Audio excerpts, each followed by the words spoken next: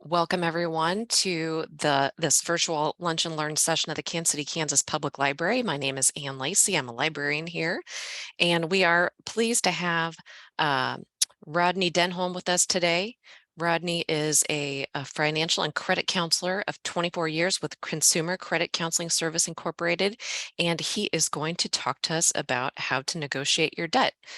If you have any questions, put them in the chat. We can ask them at the end of the presentation.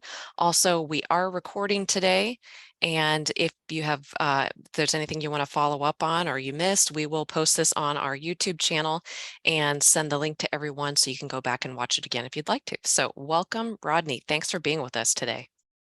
Thank you, Ann. Thank you. And this is week number 2 for me. So thanks for letting me come back. And thank you for the Kansas City, Kansas Public Library. So this is a first for us. So we're excited to be able to present. So great. Again, my name is Rodney. I'm very informal, so please don't hesitate to ask questions or put something in the chat. And maybe Ann, you can help me Sure. if you see a question to tell me, take a look at that so we can get those answered. You bet. Because money can be very frustrating. When things are working well, things are good. But when the money is not working as well, it gets very frustrating and people get anxious and scared. And so sometimes we get to a point where there's so much debt. What do we do with all this?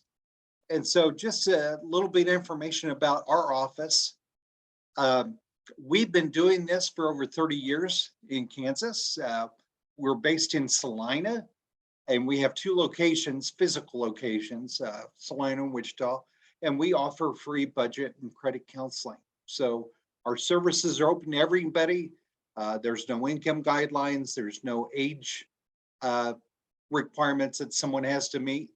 I go to high schools, so I'm talking to 14-year-olds. And then I also do reverse mortgage counseling, and that's talking to folks. I think the oldest person was 99 years old. So a wide range of ages and stories. We also do debt management.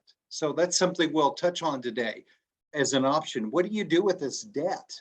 So sometimes we're able to work out payment arrangements with creditors, and some even have concessions where they'll reduce interest rates or stop late fees. And so what can we do to help a person pay off their debt in a reasonable amount of time? So there is light at the end of the tunnel.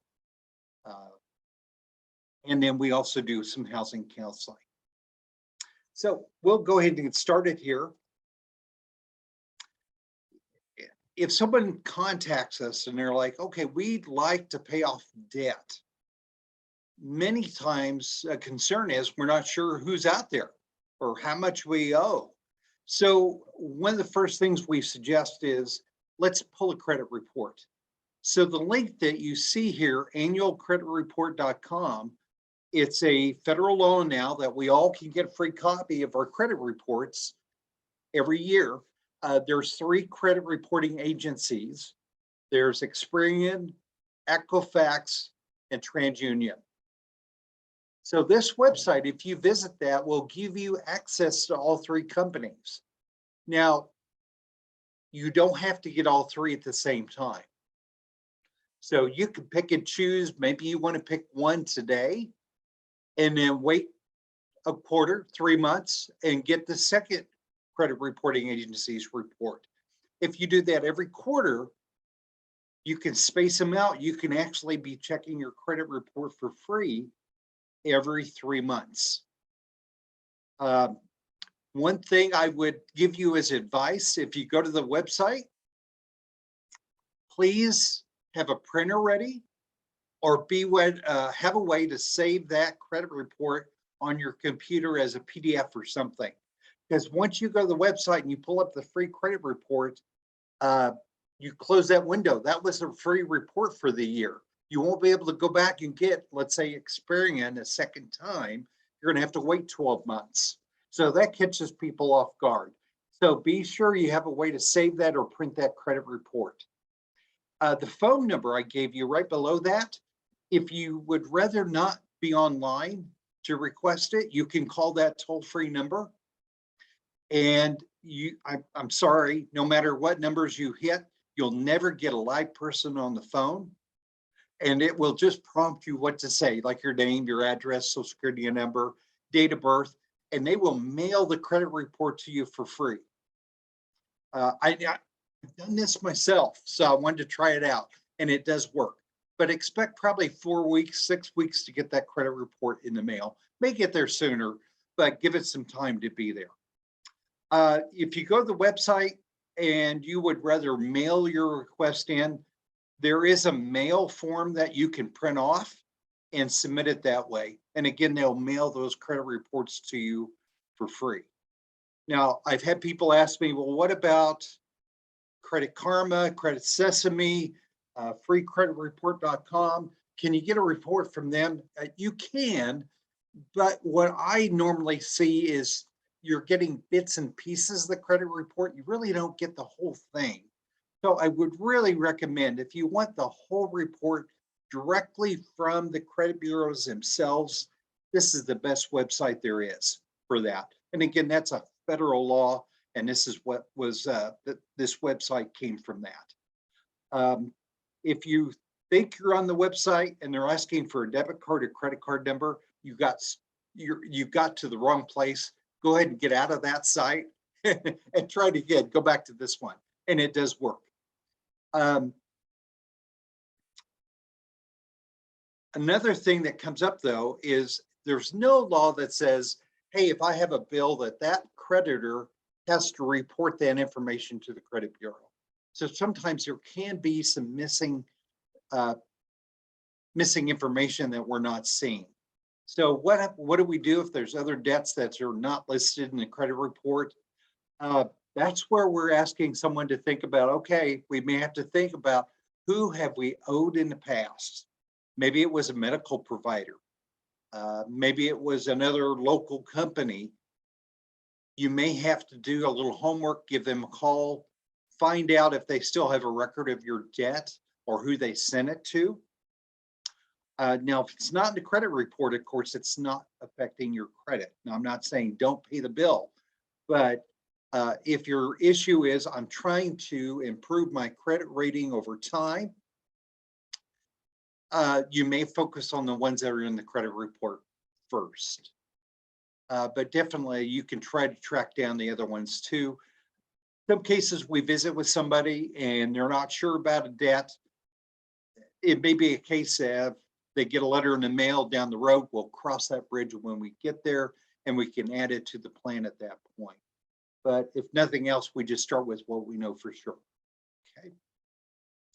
All right, we're going to go to the next slide here. Now, there's something you need to do before you contact a creditor, because once you contact a creditor, now they have dollar signs in their eyes and they're like, okay, they're thinking they're going to be getting money right away. So you want to have your game plan in place before you even think about making a phone call. Oh, and I wanted to add one more thing about the credit reports. If you have not been contacted for a while from some of the creditors, keep in mind, and I used to be a collector, so I'll put that hat on here for a moment. One of the ways I would skip trace or try to locate somebody is I would pull their credit report periodically and look at, has the address been updated recently? Or is there any kind of new information I could go by? So I do tell folks, if you're pulling your credit report and you haven't heard from some of these creditors for a while, don't be surprised if all of a sudden you're starting to get more letters, more phone calls about that debt. Because when you request a copy of the credit report, they're going to update the address that you just gave them, and it'll show that that's been pulled recently. So if you're not ready for those calls yet, you may hold off pulling on that credit report until you are ready to handle those inquiries from them. Okay. So things you need to do before you even contact a creditor: know what your finances are. So develop a spending plan. So take some time, maybe this weekend, and write down what money is coming in And we always base our finances on net income after deductions, after Uncle Sam's taking their money out, after I used to work there in Kansas City. So you'll have to correct me if I'm wrong. It seems like there was a city income tax I had to pay. There's state taxes. So well, after everything's deducted, that's the money you really have to spend. That's what we would tell people to focus on. Oh, city tax KCMO. So I do remember right. So I used to work for UMB Bank there in Kansas City, Missouri. So now sometimes a person will say, well, I'm not sure how much money things are really costing me. So another piece of advice or suggestion, I'm a firm believer in keeping a spending diary. So track your spending for 30 days. Let's see where the money's going. If you can do it more than 30 days, that is fantastic. That'll help give you a clear picture of where your money's going and what are things costing, because things do vary. My goodness, look at gasoline costs. Look at groceries. I just saw in the news that here, at least on the Kansas side, our energy costs are going to be going up here soon. So it's nice to know what's it really cost to live, because knowing that will help you know, well, what money is left out of your paycheck to focus on negotiating something with these creditors over here on the side. And by tracking that may also help you on the third point, are there costs that can change? So it's interesting how when you track your expenses, sometimes there's some things that you thought, oh, it's only a small expense. Over a year's time can add up to be much more than what we think. I always have stories, so I'll give you one quick story here. I had a person call me one time, just called the office and said, you know what? It always seems like there's more month than paycheck, always running out of money. And she was working full time, and she just really felt that should not be the case. There should be enough money to do that. So she just asked the question, could she go over her expenses? And if we hear anything that sounded like, oh, you could work on that, to let her know. And so, sure, it's what we do. Happy to do that. So she started naming off places that she spends money on. And on her way to work, her morning routine was to stop and go through a drive-through place and get a large iced tea to drink on her way to work. And she's like, Rodney, it's only $1. And she said, doesn't sound like a lot of money. She wasn't worried about it, but she wanted to make me aware of that expense. And she just didn't feel like it was something we needed to discuss. So said, no problem, no judgment. Thank you for letting me know what that is. And we moved on. And so she's starting to visit about some other expenses. And then she said, Rodney, I need to go back to the place where I drive through every morning and get that iced tea. Because she said, really, I do more than that. And I said, okay. So she goes home for lunch. So on her way back to work, she goes back through the drive-through and she gets another drink.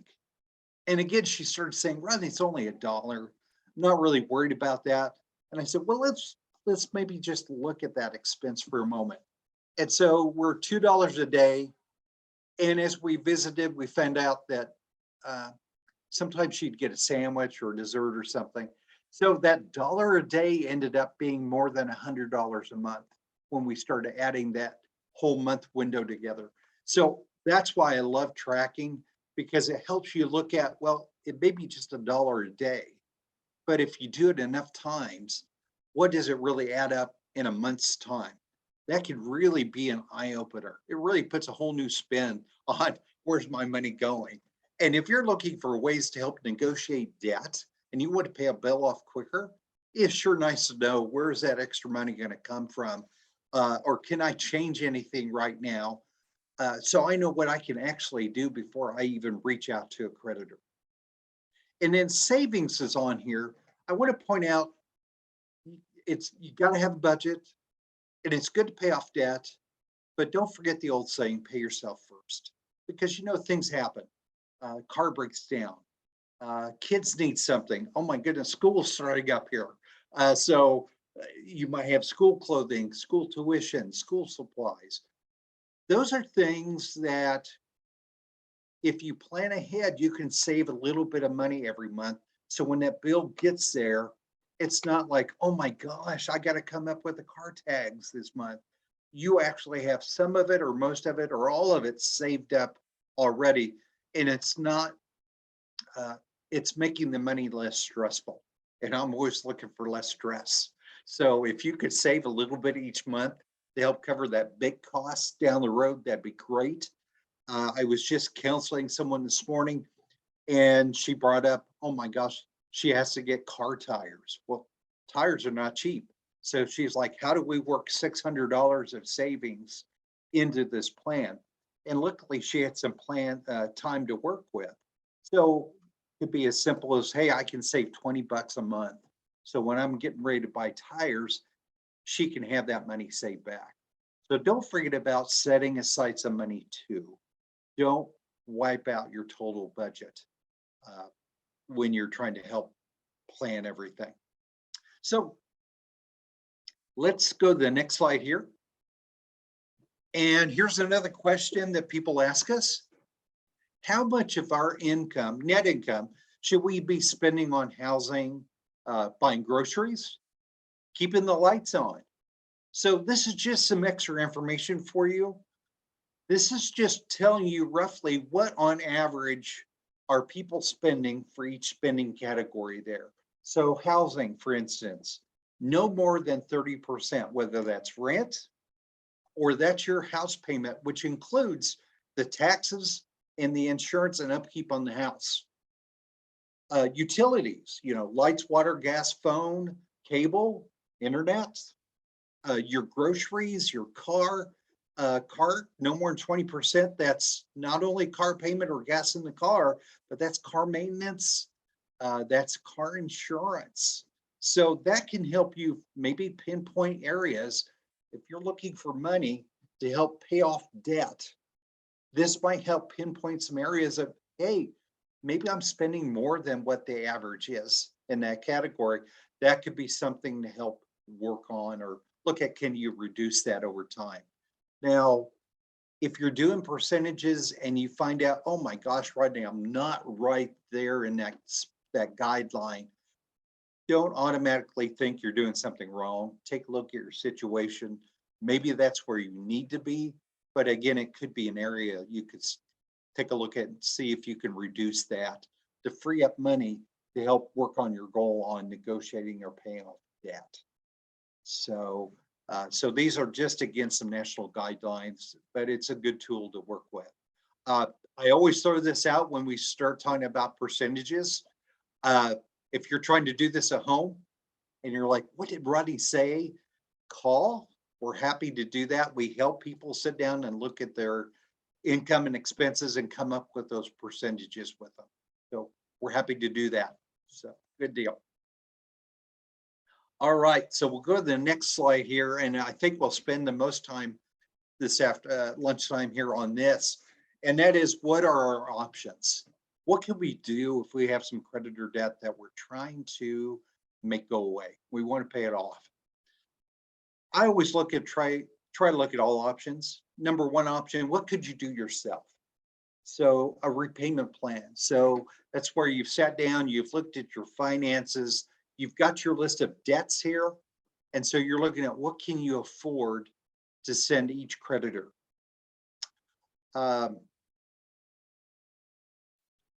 If you can make the minimum payments and keep things current, that's great. That's a good starting point.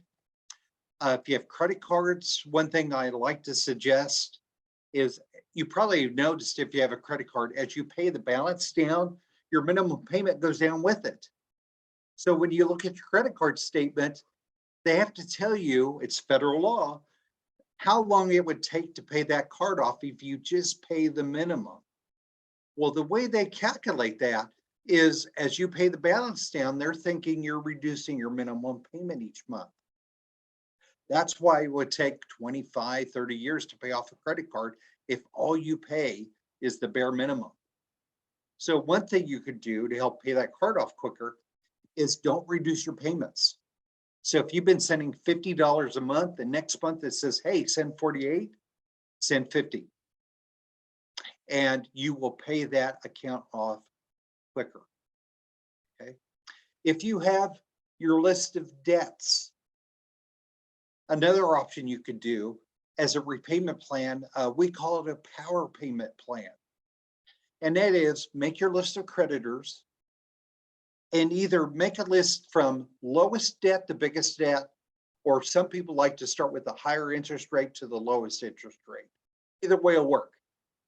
But with a power payment plan, what you'll do is take any extra money you can find in your budget each month. Let's say it's $50. And starting with the first one on your list, and for me today, I'll start with the smallest debt. Add that $50 to their payment. So that way you're paying everyone their minimum, so they're happy. But on the smallest debt, you're paying an extra $50. And you will pay that debt off faster that way. And then as you pay that one off, you're going to add that $50 plus the payment that you normally sent to the smallest creditor. You're going to add all that to the next creditor on your list. So some people refer to as a snowball method. It really works. Now, to go along with that, especially if you have credit cards, or a bank loan, you might want to call them and ask, can they reduce the interest rates on your accounts? Many people I talk to will say, Rodney, we didn't know we could call and ask that. You can, and you might be surprised. Some people may say yes. So what better way to help pay your debt off quicker is if they could reduce their fees. And if they will reduce it, ask them if that plan will be permanent until the debt's paid off, or are they only going to do it temporarily?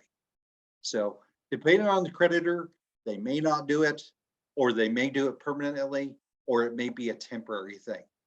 And that leads to the second point below there, hardship plans.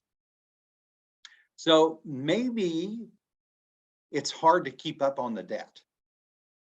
Call the credit cards, ask to talk to a supervisor, and see if they will offer what they call a hardship plan. This is where you're asking them, could you help me out? I'm trying to stay on track. Could they reduce the interest rate? Could they stop the late fees? Could they do both? And lower the payment to make it more affordable for you. Some credit cards will do that. If you've got a bank loan, a car loan, you can also ask them if they can reduce your payments. But generally with a bank loan or even a mortgage, it's not as simple as, oh, we'll reduce the rate for you. They're more likely looking at refinancing the loan with you. So a lot of times that means they're stretching the loan back out. So that's some pros and cons you have to think about. The advantages of doing that is it may help lower your payment. And maybe in today, that's what you need. The long-term effect could be the disadvantage, though, is by stretching it out further. Now we're paying more interest in the long run. So we're adding to the debt that way. But if you're looking at what do you need to do today to make this work, a hardship plan might be something that can help to reduce payments. Now, the third item are debt management plans. So that's something where you would do something through a nonprofit agency like ours. And what we do is we have a lot of policies already set up with many of the credit card companies, some of the finance companies. They've already agreed to reduce payments and interest rates. And some of them, if you're past due, they'll stop your late fees. They'll stop that hemorrhaging if you're on a plan. Are all debt management plans made the same? No. So I do ask people, even if you're looking at someone like us, ask a lot of questions. So you want to make sure this is your money, this is your debt, that things are being ran the way that you expect. And I want to point out the repayment plan, the hardship plans, the debt management plans, those are usually plans to pay the debts in full. So It may be at a lower interest rate, but if you owe them $1,000, the goal is you will pay them off in full, that $1,000 plus whatever fees. Okay. Settlements, we get a lot of phone calls about this. And you may even hear things on the radio or see things on TV or on the internet that you're entitled to have a reduced debt if you owe so much money. Settlement is where you're contacting a creditor and you're saying, okay, I owe you $1,000. I don't have $1,000 and I really can't afford to pay this back at that amount, but I could do 500 or 250 or 300. You come up with that amount. Some creditors will do that. Now, from my experience, if you settle and count, they usually want that money within 30 days. So they're not probably going to visit with you about a 24-month payment plan or a 12-month payment plan. If it's a large amount of money, they may go out several months, but you're still probably looking at larger payments. So settlements may be an option, and it's something you can do yourself. If you want to, you can call the creditor and say, okay, guys, maybe it's an old medical bill. Maybe it's a charged off collection account. Especially if they're past due, a creditor is more apt to talk to you about a settlement. There's some things that you want to keep in mind, though, if you're going to try this. Number one, go through your budget beforehand, because if you're going to offer a settlement amount, we'll just throw one out for an example. You owe 1,000 and you're going to offer 500. You need to have that $500 ready, or you're going to be able to get your hands on that fairly quickly. They may want that in 30 days or less. Make sure the money's there when you make that offer. Okay. You want to get that offer in writing. So if you offer something and they say, that sounds good, we're going to take that. Well, that's great. But you want something in writing before you send any money. We've had people contact our agency and they're like, well, we settled with this company and they took the money, but then 6 months later, someone else is calling for the remaining balance. What's up with that? And then as we did some research, we find out that wasn't in writing.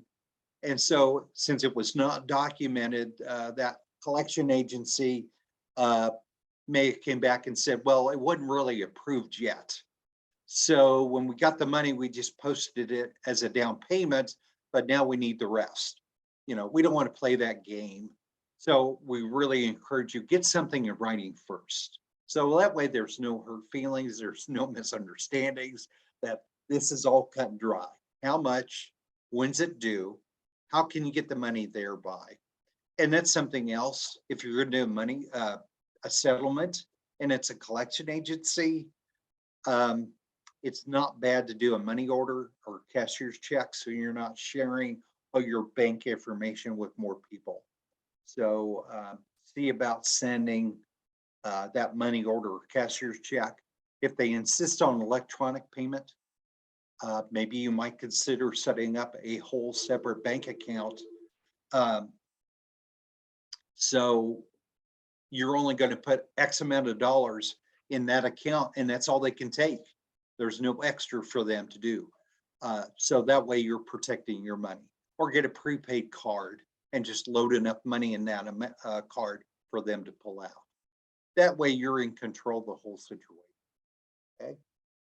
If you offer a settlement and they counter offer, maybe they say, well, we can't accept that, but we need more money. If you need some time to think about that, tell them, hey, I'm going to call you back. You don't have to be put in a spot where you have to respond right away. Okay. And then after you pay, it's a good idea to get a receipt. And that paperwork you got, keep it forever. You don't want to lose it. That way, if there's ever a discrepancy in their credit report, if you get a phone call a year later and someone says, hey, we're calling about a debt, and you're like, we settled that. You need to have documentation. Sure makes that a lot easier. So get everything documented. Sometimes you get to a point that no matter what you try, there's not enough money to satisfy everybody, especially if they start taking other action. So if it's a debt and now we get a summons to go to court, well, in Kansas, if they have a judgment, they can take 25% of your paycheck as a garnishment. And if they know where you bank, this is why you don't want to share your bank information. If they know where you bank, they can actually freeze everything in that bank account. And so not only would you be garnished your 25% of your check at work, but they could also take the other 75% when it gets to the bank. So sometimes you have to look at what do you need to do yourself to protect yourself so that you can make a living. You can keep your roof over your head. You can buy groceries, keep gas in the car. So that's where we tell folks you may also, as an option, seek legal advice. Generally, that means bankruptcy. I am not an attorney. So you definitely want to talk to someone who knows what they're talking about with that. But some cases, people do that to help write off debt through the court system so they can move on, hit the reset button, and redo their budget without all these extra hands out saying, pay us money. Okay. But again, no matter what you do, whether you're doing a hardship plan, a repayment plan, debt management plan, you're doing settlements, you want to keep a good record of everything. Keep a notebook, something so you can refer back and see what was said, what was offered. So that, again, there's no question about why are we doing what we're doing. Okay. If there's any questions, just feel free to unmute or put anything in chat. Be glad to answer. There's a lot of different things that can happen when you're talking to creditors. And I used to be one of those. So I can try to share some of my experience also. I would also say beware of too good to be true offers. There are scams out there. So again, you might hear a company that says we can make your debt go away, or we can get them to settle your creditor accounts. So some things that we see as counselors that we would ask you to be careful about. I just spoke with someone this week, just a couple of days ago. This is what was happening to them. They had some debt that was just getting to be overwhelming. And this company, I don't know if they found them or the company found them, but basically they said, we're going to settle the creditor accounts. Don't pay your creditors anymore. Send the money to them. And they will work out plans with the creditors. Sounds good. So he's sending them almost $500 a month and has for some time now. He just got sued by one of the creditors. So he's at a place where they're ready to take him to court, one of his creditors, and get that judgment so they can garnish his paycheck. Well, he started to do a little research, and the $500 that he's sending in, about less than $50 of that is going into a savings or escrow account that they are building up over time, that they can contact one of his creditors to offer settlements. The rest of the money they are keeping for their service fees. So that adds up quite a bit for the fees, not very much for the settlements. They had this person also sign a power of attorney. So all correspondence, all phone calls now were directed away from the client, and they were all going to this company. So when the gentleman called us about what was going on, he had no idea what was up. He was not getting any statements. They were all directed away from him. They were not getting any phone calls because they were told you had to call this company. They were fielding all of those. And so he had no idea, as far as he knew until that point, everything was going great because he was hearing nothing. So there wasn't really a whole lot that could be done other than to try to work out a payment arrangement with that creditor if he could, that was suing. So be careful. If you hear these companies and you're considering, hey, they make this sound good, you really need to ask a lot of questions. Was it going to cost them or cost you as a consumer if you use their services? What kind of services are they really offering? Is this a debt settlement company? Because the way that works is that escrow or savings account, whatever they call it, they're going to save money up. And when there's enough there to settle one of your creditors, let's say you have 6 creditors, they will contact one creditor and settle with them. And since you have been making payments and all of a sudden they get offered money, their hope is that creditor will start thinking, well, something's better than nothing. So let's take that money. Well, the concern with that is the other 5 creditors have not heard anything because there's no money there yet to settle. So you settle one, then you're in that savings mode with that company, and then they contact the next one. So just understand some creditors are not that patient. And so be aware that those things can happen. Now, if you want to, you can always check with the state attorney general's office. Kansas has a bank commissioner's office. You can call them. If you're being offered a plan and you're wondering, does this sound legit? Has the state heard anything about this company? You can contact them. Another federal agency that you can reach out to is called the Consumer Financial Protection Bureau. So that is a watchdog program, similar to the FTC, Federal Trade Commission. So that's a good website to go to find out some additional information. If you want to file a complaint, you can contact all 3 agencies to do that, to find out if they're legit or not. Any questions about any of those programs, the settlements, debt repayment programs? Settlements, I will say you could do that yourself. If you're going to save money back to settle a creditor, you don't have to pay another company to do that. You can do that yourself. Again, though, if you stop making payments on your creditors, eventually that's going to make things a little more complicated, meaning you'll be getting calls and letters in the mail. Creditor will keep them in-house, let's say credit card or a bank loan, up to 6 months. After 6 months, it's sent off to a collection agency. Normally it charges off. So not the end of the world, but it's just someone else now trying to contact you about that bill. So again, if it's something you're looking at, what are my options? You can always contact someone like us. Just costs you about an hour of your time to go through your finances and look at some options there. So be wary. There are some out there, again, that says they can help if they charge a fee. You know, is it worth the cost? What are they really offering you? Okay. I haven't seen a lot of questions. So that's where I'm at today. If you have any questions, any comments, and if you would like to unmute, you're welcome to. So,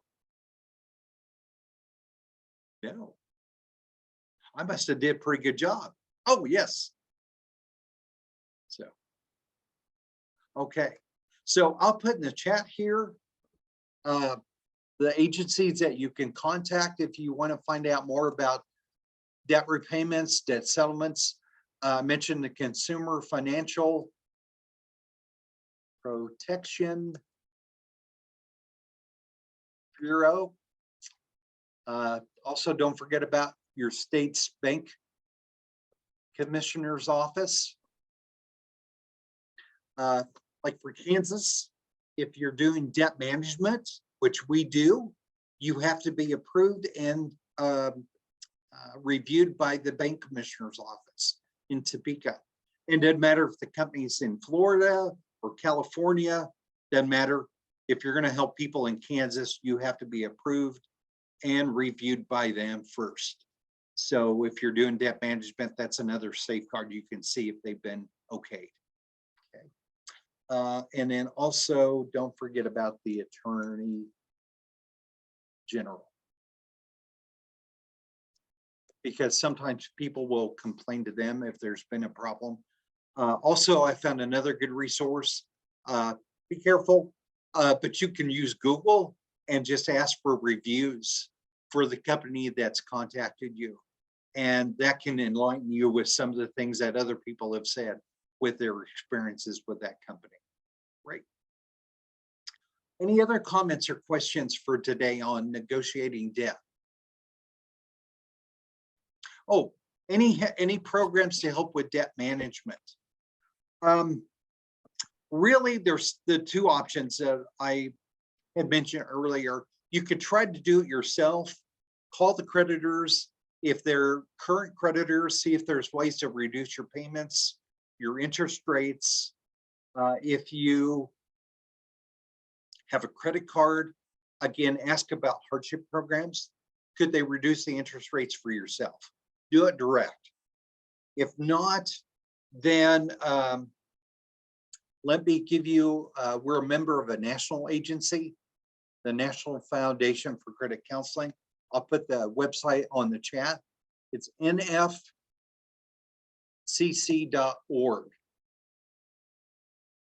And you can go there and pull up by state a list of member agencies. So these are people who have are accredited and who follow guidelines that the national organization has set. So like, for instance, and this can vary from agency to agency, but we have no cost counseling just to look at your finances. If we do debt management, what that looks like is instead of you paying the creditors on the plan, the ones that we've worked out arrangements, you send one payment to us each month, and we disperse those monthly payments to your creditors.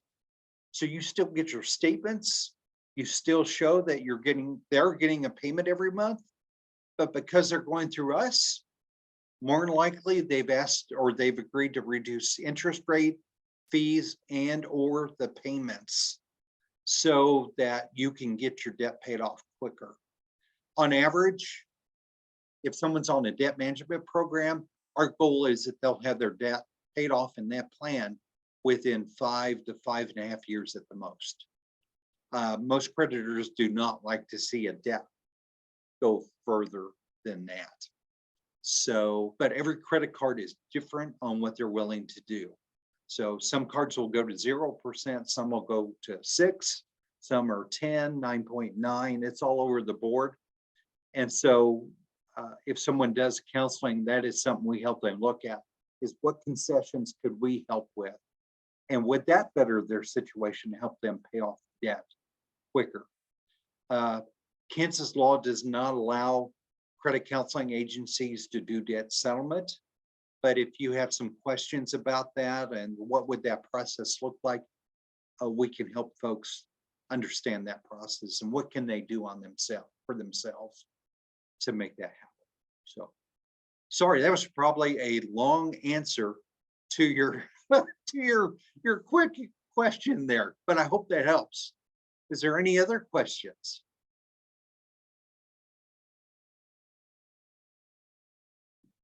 Okay. Well, thank you so much, Rodney. We're so glad you could be here, and thank you everybody for joining us. We will get this program posted and send out the link to everyone. So hope you enjoyed it, and thank you, everybody. Thank you all.